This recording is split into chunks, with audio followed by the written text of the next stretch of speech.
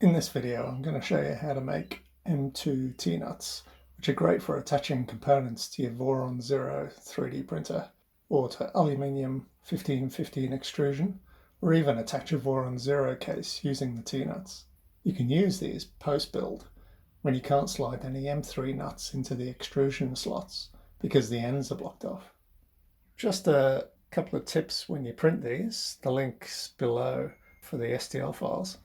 When you print it, you want the sides of the T-nut to be continuous and not have the slicer break them up.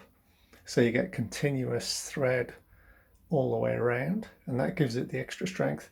Originally, when I printed with Prusa slicer, it was breaking the sides up. The reason for this was because of perimeter generation. It was using Arachne. So I changed that to classic, and the perimeter lines come out continuous and a heap stronger.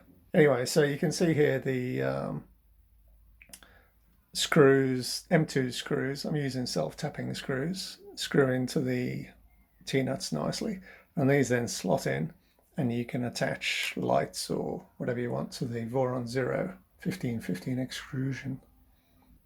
So here's a test part, and it's got the 8mm M2 screw with the T-nut on the end.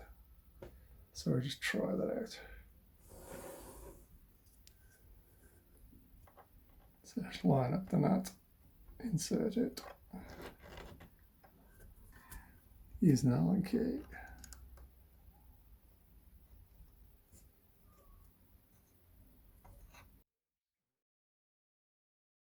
That'll do. And I can actually pick up the printer with that. So that's pretty secure. And to undo it, put the Allen key in, give it a couple of turns, and the whole part comes out. You can use these T-nuts on the Voron case as well. So for the panels, instead of using the M3 nuts, you can use it on the screws. Fit these in.